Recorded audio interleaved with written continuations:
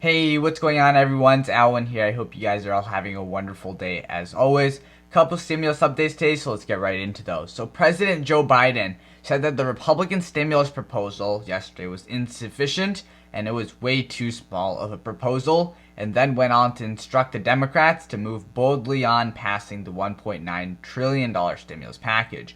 However, Biden says that he is taking into consideration placing tighter restrictions on the $1,400 stimulus checks.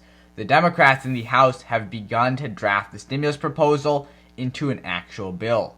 The House Budget Committee Chairman John Yarmuth says that he is pushing Congress to work as fast as possible, saying that we must hurry up. Joe Biden met with top-ranking Democrats and repeated that the Republican proposal was just flat out unacceptable. Biden said that he is still open to compromise, however, and has no income limits in mind as of now in terms of restrictions or restraints on the $1.9 trillion stimulus package.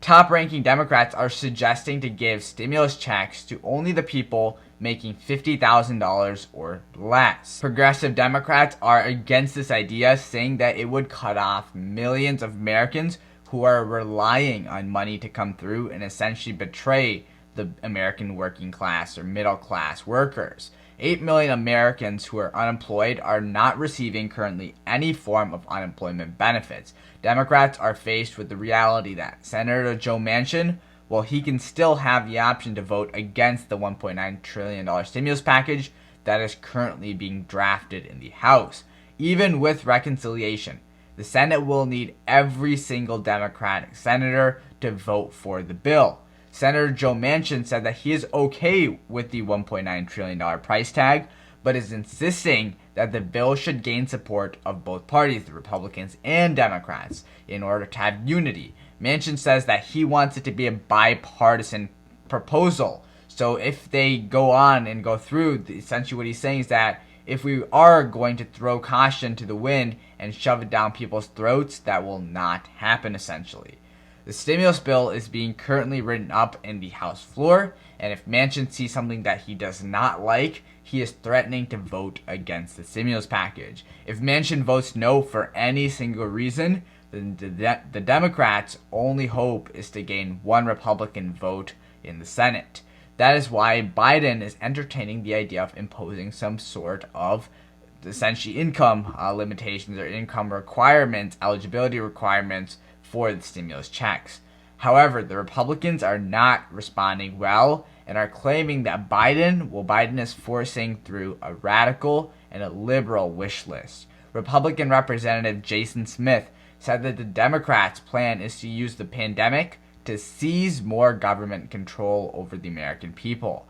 The average American is not concerned with the liberal agenda, but 68% of Americans support Biden's stimulus package, 78% support the $1,400 checks, and 61% supports the minimum wage of $15 an hour. Control of the Senate is now in the Democrats' hands as Chuck Schumer and Mitch McConnell finalized their sharing of power agreements. The Democrats were unable to get rid of the filibuster because Joe Manchin and some others voted against its elimination.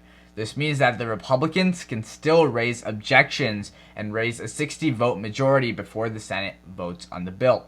However, this does not affect the Democrats' ability to pass the stimulus package as a reconciliation bill. Keep in mind, reconciliation bills are not subject to the filibuster. So that means the Republicans can only play this political game back and forth here where the reconciliation process or the opposing party has a debate period of up to 20 hours for where they can essentially ask for up and down votes where senators must declare yes or no on the record.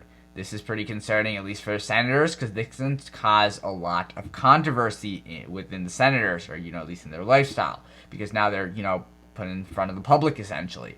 This is McConnell's plan. He gave a briefing of this on the Senate floor yesterday. 24% of Americans say that they are looking to avoid vaccines if possible. Democrats are willing to be vaccinated, at least a majority, 72% in one study, while 42% of Republicans say that they will do whatever it takes in order to avoid taking the vaccine. In terms of weekly jobless claims, data declines to 779,000 people who are jobless, which is the lowest number since November. Hopefully you guys all enjoyed the video and learned something new. I thank you all so much for your continued support.